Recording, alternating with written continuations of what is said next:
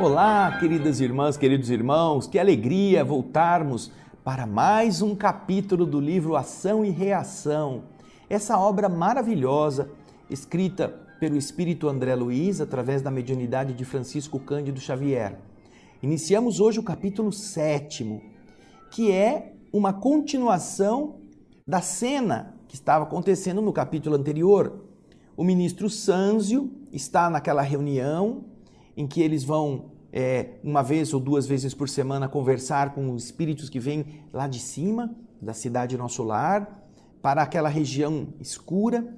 E eles, no capítulo anterior, estavam observando os comentários das pessoas, aqueles que foram mais próximos, que puderam ouvir a palavra do ministro, depois se dirigir a ele. E agora, terminada aquela parte com a história do Antônio Olímpio, guarde este nome, guarde essa história, muito importante. Agora, no capítulo seguinte, eles puderam se aproximar do ministro, juntamente com o instrutor Druso, e eles, André Luiz, Hilário, falarem com ele, perguntarem coisas interessantes. Então, agora nós vamos para o capítulo cujo título é Conversação Preciosa. Pegue o seu livro, pegue um papel para anotações ou anote com o seu lápis no próprio livro para depois você fazer um resuminho. Você escreve depois que você fez, acompanhou a conversação preciosa, você pode fazer algumas anotações sobre temas que estão sendo tratados neste livro, neste capítulo. Quando eu estudava este livro, logo no começo, eu fazia as anotações todas aqui em cima dos assuntos. Primeiro eu anotava na margem, depois que eu terminava o capítulo, eu pegava os títulos que eu havia anotado na margem e escrevia em cima. E com isso, eu sabia que naquele capítulo tem aqueles assuntos.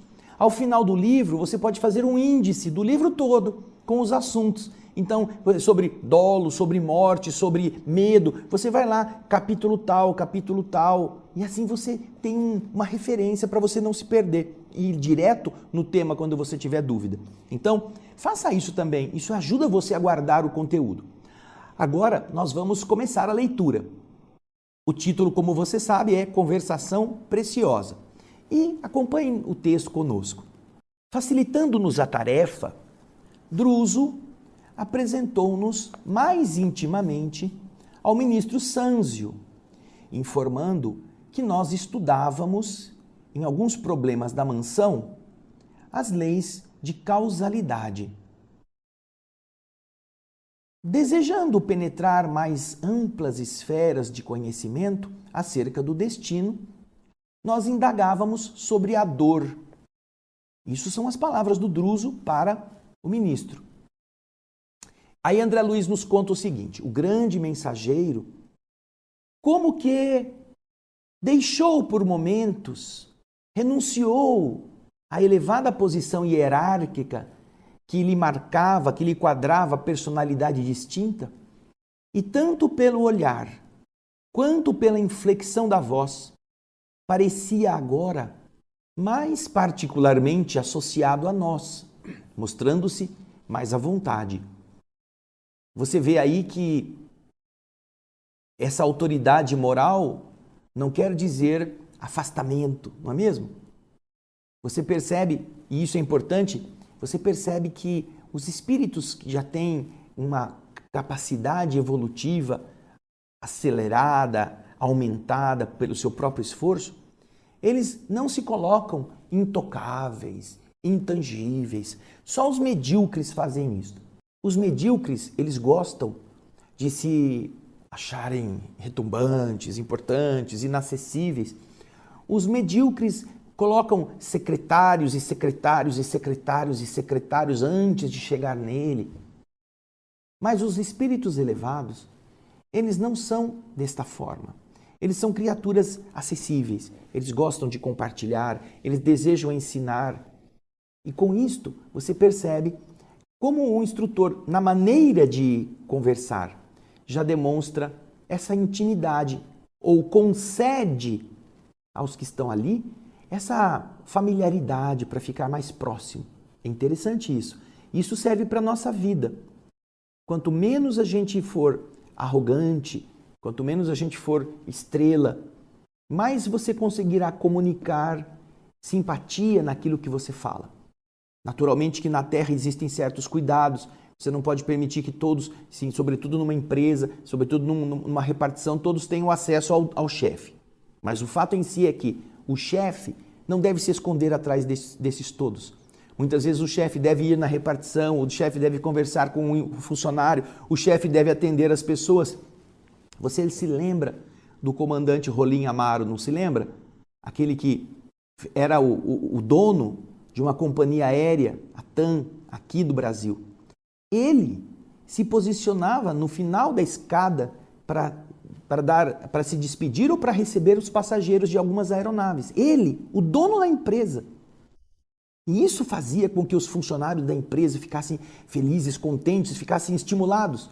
E os que eram os clientes se sentissem também com alguma possibilidade de acessar o dono da empresa. Não era o gerente, não era o supervisor, não era o proprietário. Puxa vida, que bonito isso, não é mesmo? Mas vamos voltar a André Luiz, vamos lá?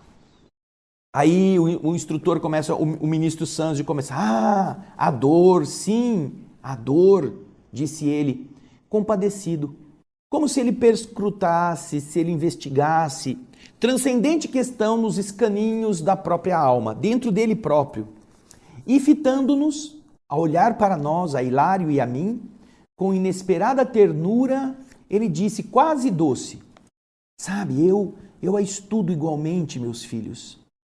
Sou humilde funcionário dos abismos. Trago comigo a penúria e a desolação de muitos.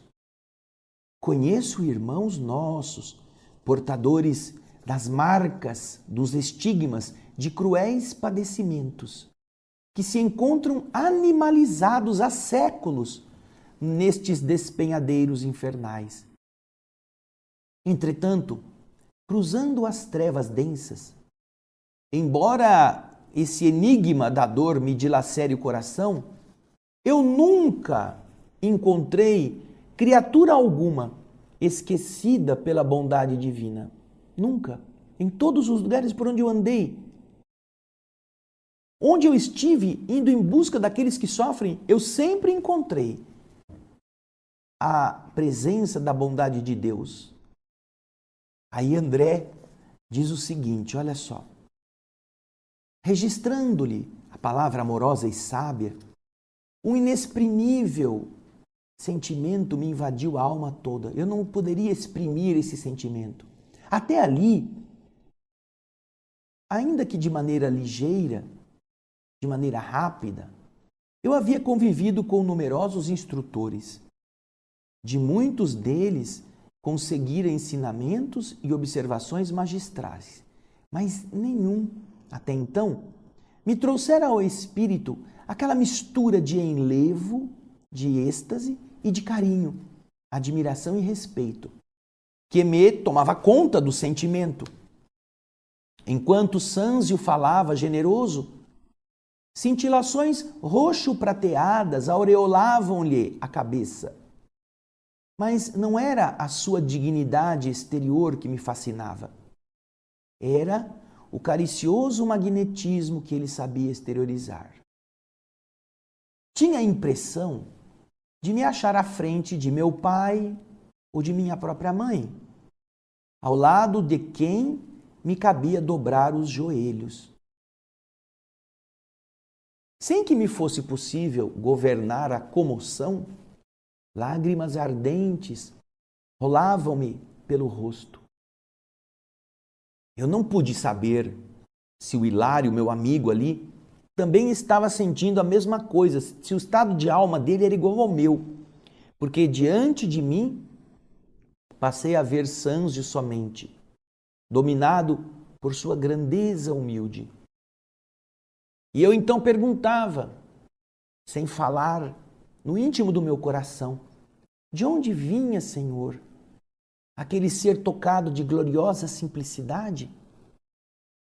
Onde eu haveria conhecido aqueles belos olhos límpidos? Em que lugar lhe recebera um dia o orvalho de amor divino? Assim como o verme na caverna sente a bênção do calor do sol, Tudo isso André está envolvido pela emoção, não é mesmo? Ele sente um ser diferente, um ser superior ao que ele é, um ser que transmite essas belezas, sem precisar falar delas. E ele então se recorda do seu pai, da sua mãe, de pessoas que ele amou muito, e ele se sente tocado por esse magnetismo. Olha que importante, esse magnetismo que as pessoas emitem quando têm no coração e que de verdade fazem uma grande tarefa de penetrar como a umidade, o sereno, não é? O sereno ele é tranquilo, não faz barulho, ele cai sem que ninguém veja e as plantas bebem daquilo que precisam graças ao sereno. Então agora André, que está todo embevecido, quase que numa posição de idolatrar, sem que o ministro tivesse pedido isso, não é? André vai nos explicar o seguinte, olha, o ministro percebeu-me a emotividade. Ele percebeu que eu estava assim, deveras embevecido. E como um professor que assinala a perturbação do aprendiz, como um professor que percebe que o aprendiz está saindo um pouco do foco para se dedicar a um exclusivismo, uma coisa particularíssima, qual se quisesse me advertir sobre o aproveitamento das horas, ele avançou para mim e disse carinhosamente, meu filho, pergunte sobre questões não pessoais e eu responderei quanto eu puder. Ou seja, vem para fora agora, vem perguntar. Não pergunte sobre questões pessoais. E ele diz essa coisa de uma forma diferente. Você vê a pergunta, o que o ministro fala? Ele diz, pergunte-me sobre questões não pessoais. Ele não diz assim, não me pergunte sobre questões pessoais. Está vendo a diferença?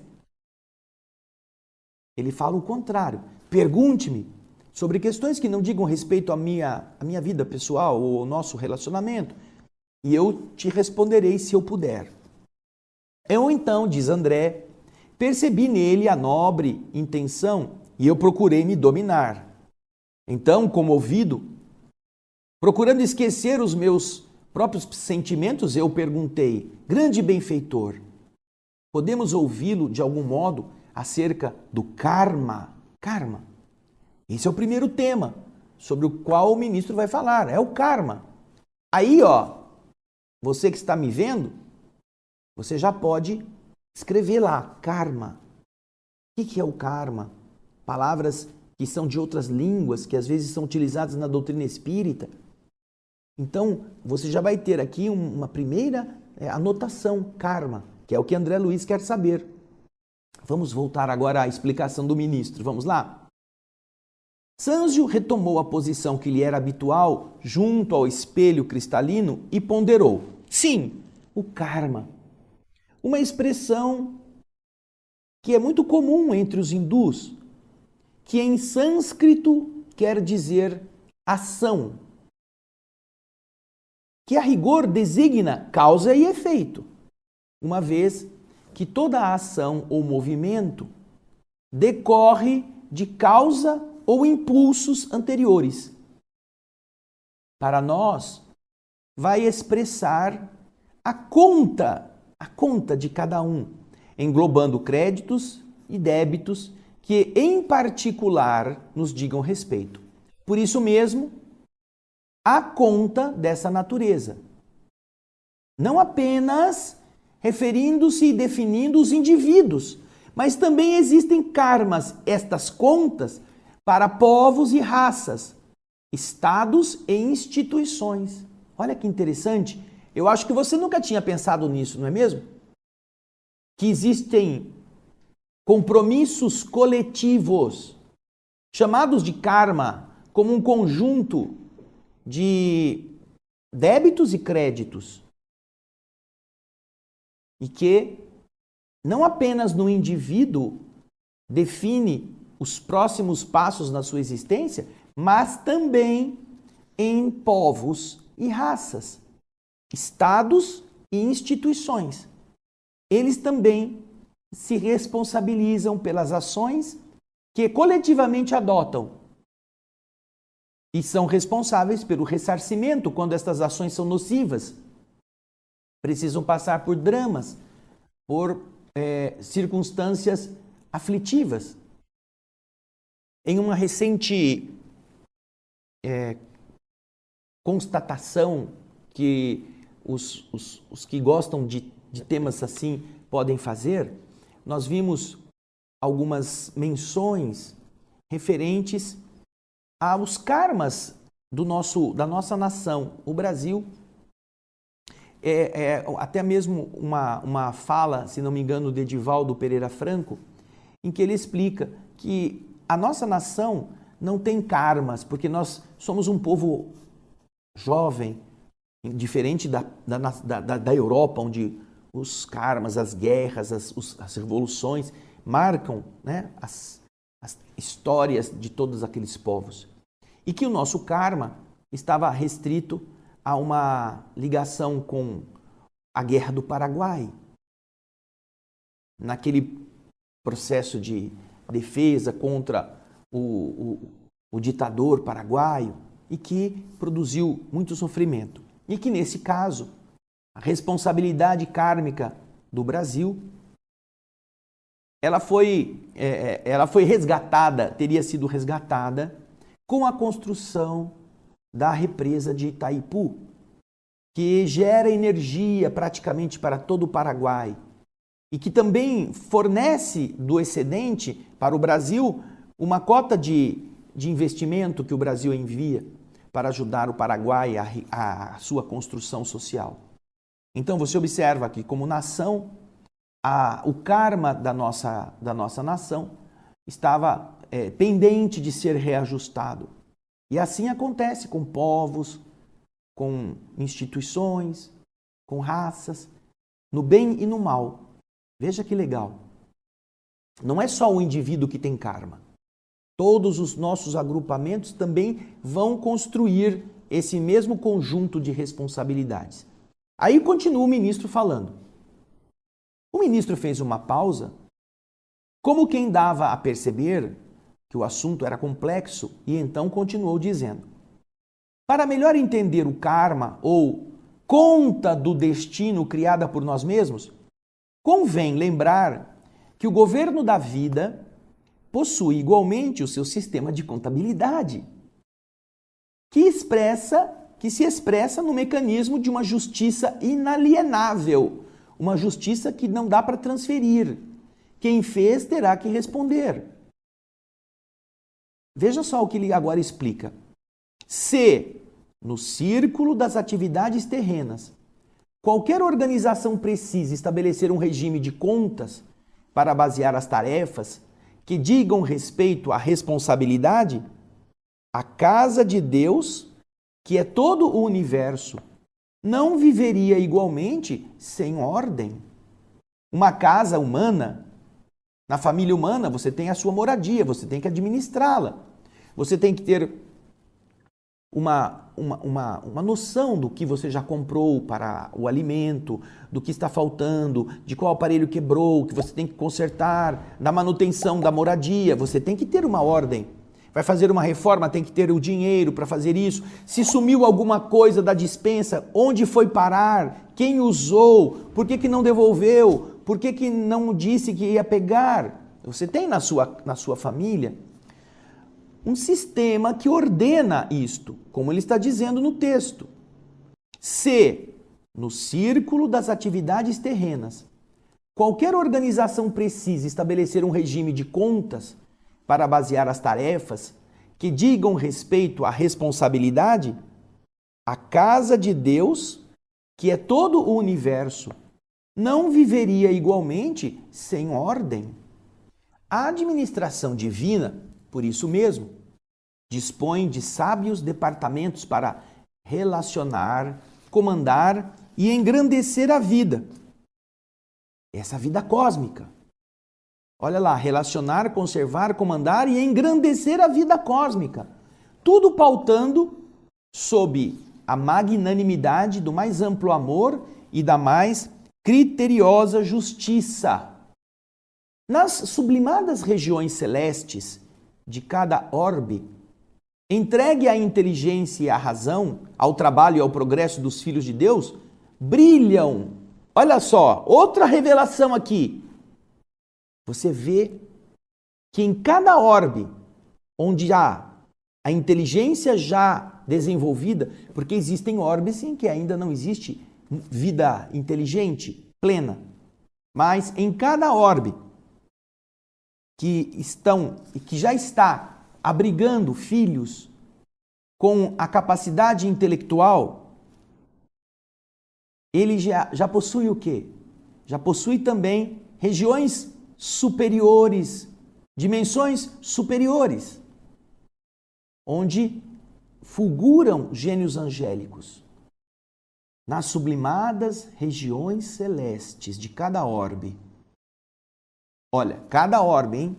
Cada planeta que estiver entregue à inteligência e à razão, e aí ao trabalho e ao progresso dos filhos de Deus. Por quê? Porque é através do trabalho, do progresso, da inteligência que o espírito melhora ou que ele faz burradas. Então é preciso haver o quê? Um controle. O que acontece nesses orbes? Brilham os gênios angélicos encarregados do rendimento e da beleza, do aprimoramento e da ascensão dessa obra excelsa, com ministérios apropriados, a concessão de empréstimos e moratórias, créditos especiais e recursos extraordinários a todos os espíritos encarnados ou desencarnados que os mereçam, em função dos serviços referentes ao bem eterno. E nas regiões atormentadas como esta, que aí ele está se referindo àquela zona em que eles estão, nas regiões atormentadas como esta, varridas por ciclones de dor regenerativa, temos os poderes competentes para promover a cobrança e a fiscalização, o reajustamento e a recuperação de quantos se fazem devedores complicados ante a justiça divina. Poderes que têm a função de purificar os caminhos evolutivos e delimitar, circunscrever as manifestações do mal.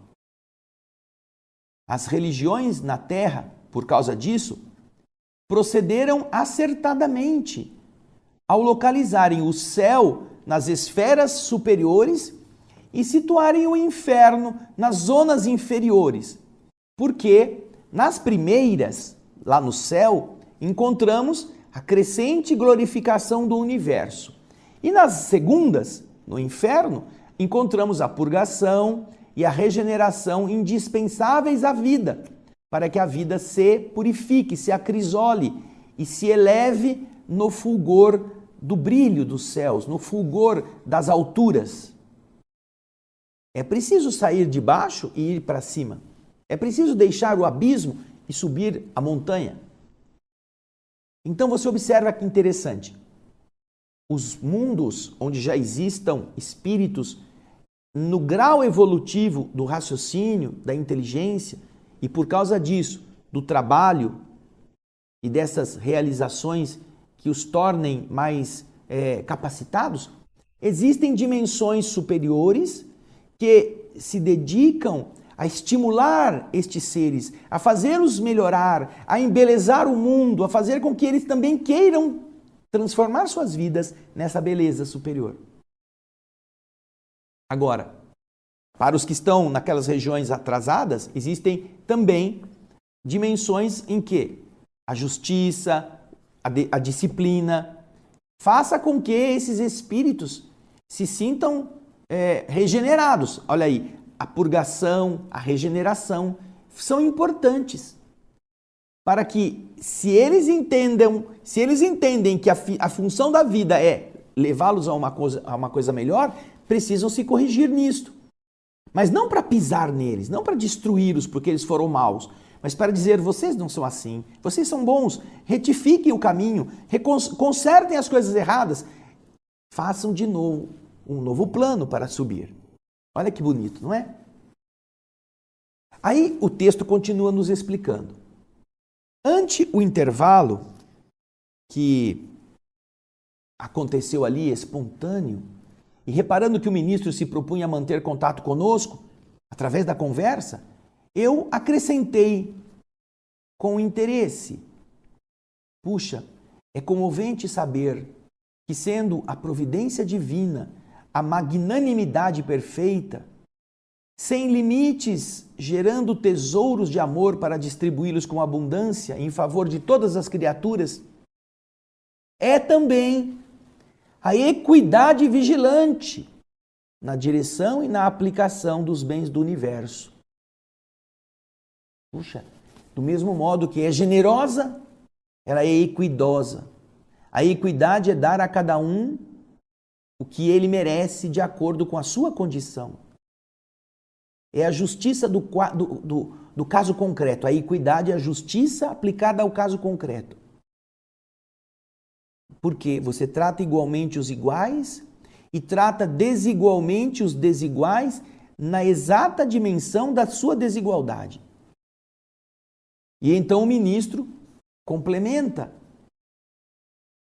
ao afirmar que efetivamente não poderia ser de outro modo. Em assuntos da lei de causa e efeito, é imperioso, é quase uma ordem, é imprescindível não esquecer que todos os valores da vida, desde as mais remotas constelações à mais mínima partícula subatômica, pertencem a Deus, cujos inabordáveis desígnios podem alterar e renovar, anular ou reconstruir tudo o que está feito. Assim, pois, somos simples usufrutuários da natureza que reúne, que consolida os tesouros do Senhor, com responsabilidade em todos os nossos atos, desde que já possuamos algum discernimento.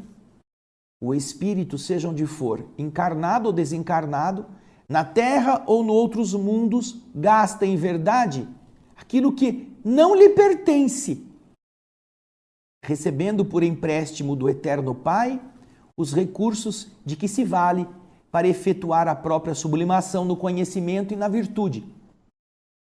Patrimônios materiais e riquezas da inteligência, processos e veículos de manifestação, tempo e forma, afeições e rótulos honoríficos de qualquer procedência, todos eles são de propriedade do Todo Misericordioso, que nos concede tudo isso a título precário, a fim de que venhamos a utilizá-los no aprimoramento de nós mesmos, marchando nas largas linhas da experiência, de modo a entrarmos na posse definitiva dos valores eternos, sintetizados, resumidos no amor, na sabedoria, com que, em futuro remoto, nós também retrataremos a glória soberana de Deus. Nós também seremos espelho dessa grandeza. Desde o elétron aos gigantes atômicos que existem no universo, na tela cósmica, tudo constitui reservas das energias de Deus, que usamos em nosso proveito, por permissão dele, de sorte a promovermos com firmeza nossa própria elevação até a sua majestade sublime. Dessa maneira, é fácil perceber que após conquistarmos a coroa da razão, de tudo se nos pedirá contas no momento oportuno, mesmo porque não há progresso sem justiça na aferição de valores. Não há progresso sem justiça na comparação, neste colocar frente a frente os valores. Você não pode progredir cometendo injustiças. Você não pode crescer pisando nos semelhantes. Você não pode amontoar sobre o peso ou a carência que a sua ambição, que a sua volúpia de juntar pode produzir naqueles que não têm. Não há progresso sem justiça. Quando você vai aferir, vai medir os valores. Aí André diz o seguinte, olha, eu me lembrei instintivamente da nossa errada conceituação de vida na Terra. Quando nos achamos sempre dispostos a abarcar indevidamente os recursos que estão aí no nosso estágio humano em terras e casas, títulos e favores, vantagens, prerrogativas e afetos, arrastando por toda parte as algemas do mais gritante egoísmo. Sâncio registrou os meus pensamentos, porque afirmou com paternal sorriso depois de uma pausa: realmente, no mundo, o homem inteligente deve estar farto de saber que todo o conceito de propriedade exclusiva não passa de uma simples suposição. Por empréstimo, sim, todos os valores da existência lhes são entregues pela providência divina, lhes são favorecidos todos os valores da existência, por empréstimo, por algum tempo, de vez que a morte funciona como juiz implacável, transferindo os bens de certas mãos para outras e marcando com inequívoca exatidão o proveito que cada espírito extrai das vantagens e concessões que lhe foram entregues pelos agentes da infinita bondade. Aí vemos os princípios de causa e efeito em toda a força de sua manifestação. Porque no uso ou no abuso das reservas da vida, que representam a eterna propriedade de Deus, cada alma cria na própria consciência os créditos e os débitos que lhe atrairão inelutavelmente, vão atrair sem ter nenhuma dúvida, sem poder evitar, sejam o quê? As alegrias ou as dores, as facilidades e os obstáculos do caminho. Quanto mais amplitude em nossos conhecimentos, mais responsabilidade em nossas ações. Através de nossos pensamentos, palavras e atos, que fluem de nós, invariáveis, do coração, todos vêm dali, gastamos e transformamos constantemente as energias do Senhor em nossa viagem evolutiva, nos setores da experiência. E, do quilate de nossas intenções e aplicações, nos sentimentos e práticas da marcha, a vida organiza em nós mesmos a nossa conta agradável ou desagradável diante das leis do destino. Nesse ponto do valioso esclarecimento, Hilário inquiriu com humildade: amado instrutor, diante da gravidade de que a lição se reveste para nós, que devemos entender como sendo bem e mal? É claro, né? A pergunta é compatível. Se nós vamos produzir coisas boas com atitudes boas, e se o mal vai produzir espinhos, o que é o bem e o que é o mal naquilo que nós devemos fazer? Sâncio, então, fez um gesto de tolerância bondosa e replicou: vamos evitar os labirintos da filosofia, apesar do respeito que a filosofia nos merece. Porque não nos achamos num cenáculo simplesmente destinado à esgrima da palavra, à disputa palavresca. Busquemos, antes de tudo, simplificar. É fácil conhecer o bem quando o nosso coração se nutre de boa vontade à frente da lei. Se ele se abastece, ele se alimenta. O bem, meu amigo, é o progresso e a felicidade. É a segurança e a justiça para todos os nossos semelhantes e para todas as criaturas da nossa estrada, aos quais devemos empenhar as conveniências de nosso exclusivismo. Nós devemos renunciar à nossa maneira egoísta de pensar só em nós e só nos nossos. Devemos empenhar as conveniências de nosso exclusivismo, mas sem qualquer constrangimento por parte de ordenações puramente humanas, que nos colocariam em falsa posição no serviço, por atuarem de fora para dentro, gerando muitas vezes em nosso cosmo interior, para nosso prejuízo, a indisciplina e a revolta. Não podemos fazer isto, que ele está dizendo, por força de coisas de fora que nos obriguem. Porque muitas vezes as pessoas fazem o bem, mas não querem fazer. Mas tem que fazer porque vão aparecer. Tem que adotar determinados comportamentos porque é correto, é politicamente visível, é interessante. Só que dentro do indivíduo ele não muda. Não devemos fazer as coisas deste modo. Não é de fora para dentro. O bem não é isso. O bem não é o que parece bom. O bem é aquilo que ajuda os outros por nosso desejo, por nossa adesão. Aí vem o que ele está dizendo na sequência. O bem será, desse modo, nossa decidida cooperação com a lei, a favor de todos. Ainda mesmo que isso nos custe a renúncia mais completa, visto, uma vez que não ignorarmos que, auxiliando a lei do Senhor e agindo de conformidade com ela, seremos por ela ajudados e sustentados no campo dos valores imperecíveis. É assim que é o bem.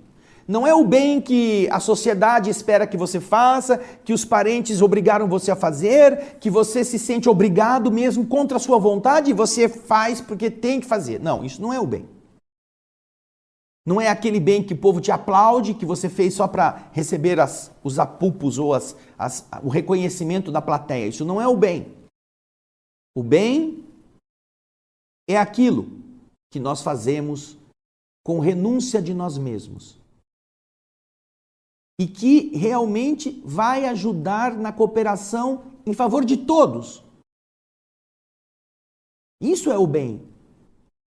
Já que você precisa se lembrar, diz o ministro, que nós estamos vivendo debaixo da lei do Senhor. E se nós agirmos de conformidade com ela, lá na frente ou quando nós precisarmos, ela também nos protegerá e vai nos sustentar. Isso é da lei. Não é que você precise esperar isso para fazer. Ah, se Deus me ajudar, eu vou fazer isso. Não. Olha só como como é a mente humana. Eu faço alguma coisa para que Deus depois me agrade, respondendo aquilo que eu quero, me dando o que eu desejo. Faço uma promessa. Se Deus me der, aí eu cumpro. Isso não é o bem. O bem não depende de nada. E então, depois de entendermos esse conceito, vamos para o que o ministro vai explicar sobre o mal. O mal será sempre representado por aquela triste vocação do bem unicamente para nós mesmos, que se expressa no egoísmo e na vaidade, na insensatez e no orgulho, que nos marcam a permanência nas linhas inferiores do espírito. Olha que interessante. O bem é agir em favor dos outros com sinceridade, com desprendimento. E o mal é fazermos isso com interesse. Veja só, fazermos as mesmas coisas, mas interessados em ganhar alguma coisa para nós. Nossa vaidade ser reconhecida, nós ficarmos melhor do que os outros, né? Na insensatez, no orgulho, que marcam a nossa permanência atrás. É isso que faz a gente ficar atrás. Todos esses defeitos. E depois de uma breve pausa, continua o ministro, dizendo: possuímos em nosso Senhor Jesus Cristo o paradigma do eterno bem sobre a terra. Tendo dado tudo de si em benefício dos outros, não hesitou em aceitar o supremo sacrifício no auxílio a todos, para que o bem de todos prevalecesse, ainda mesmo que a ele, em particular, se reservasse a incompreensão e o sofrimento, se reservassem a flagelação e a morte. Olha que interessante. Nós vamos parar por aqui nesse capítulo, porque ele é muito rico, tem muita coisa importante. Mas tão importante quanto ele será a parte 2, que você já pode ir lendo. Eu gostaria de comentar com vocês uma coisa interessante, que são os conceitos a respeito de estarmos vivendo não como o nosso patrimônio. Nós estamos vivendo com o patrimônio de Deus. Imagina que você é aquele moleque que sonhava jogar bola, mas você era pobre, você não tinha bola, você não tinha chuteira, você não tinha meia, você não tinha nada, não tinha uniforme, não tinha nada. E então alguém viu você ali sentadinho no chão e o dono do time falou, vem cá, entra aqui, esse estádio é meu, esse gramado é meu, eu quero que você jogue bola, você tem saúde e eu vou te fornecer a chuteira, a meia, o uniforme, vou te dar comida, você vai ter treinamento, você vem aqui, mas tudo é meu. E aí o moleque começa a ficar encantado, puxa, eu vou então jogar bola, é meu sonho. Aí ele faz ginástica, aí ele fica mais forte, ele come, se abastece e ele começa a ter a técnica que antes ele não tinha. Se torna um excelente jogador. Isso fez dele dono do estádio? Isso fez dele dono da grama? Isso fez ele dono da chuteira? Não. Ele, com seu esforço, se melhorou, mas ele está usando o patrimônio que não é dele. Na terra, isso é um investimento, não é? Os homens fazem isso, compram o passe do jogador, tem dinheiro envolvido, vendem ingresso para ver o jogador ficar se exibindo e juntam o dinheiro para si, porque é um investimento. Mas nós não estamos falando disso na terra. Estou dando exemplo de isso como funciona no universo. Tudo que nós fazemos, tudo que nós temos, tudo que nós somos, até mesmo a nossa capacidade, é de propriedade do dono do estádio, do dono do time. Nosso uniforme físico é criado pelo dono do time. Nossa chuteira, nossos pés, nossas pernas é escultura de Deus. Nossa capacidade de raciocinar é a ação inteligente da inteligência soberana do universo.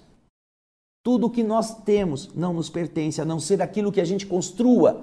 Ser um bom jogador, grato àquele que nos deu a chance de jogar, que nos tirou lá da terra batida para nos colocar numa escola, para sermos alguém, no sonho que tínhamos. Então, veja só, veja se você está tendo na sua vida uma noção dessa natureza. Veja se você tem condições de ver o universo desta forma. E se você conseguir, tenha certeza, você terá uma outra relação com as coisas.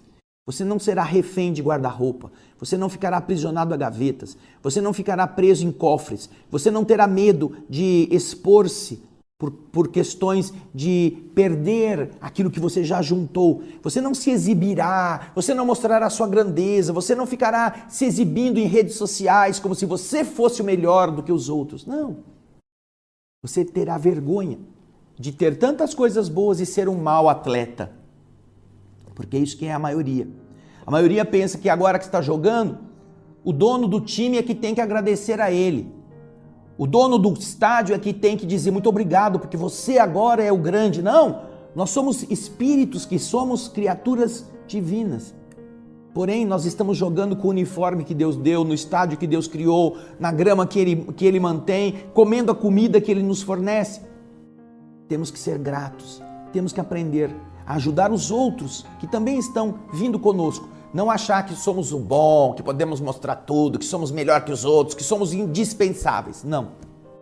Se você entende essa relação que ele está afirmando nesta primeira parte, a sua vida terá um outro critério. Você aprenderá a desenvolver os bens espirituais e com eles construirá uma outra vida. Mas não esqueça, nós teremos a continuação desse capítulo no próximo programa. Obrigado pela sua participação. Vai anotando, vai fazendo suas observações, vai juntando conhecimento, porque isso é que transforma a gente. Eu espero você no nosso próximo programa, quando vamos para a segunda parte do capítulo 7. Obrigado pela sua participação, pelos seus elogios, pelo compartilhamento do nosso programa com seus amigos. E a gente se vê no próximo O Espírito da Letra. Muito obrigado, até lá e muita paz.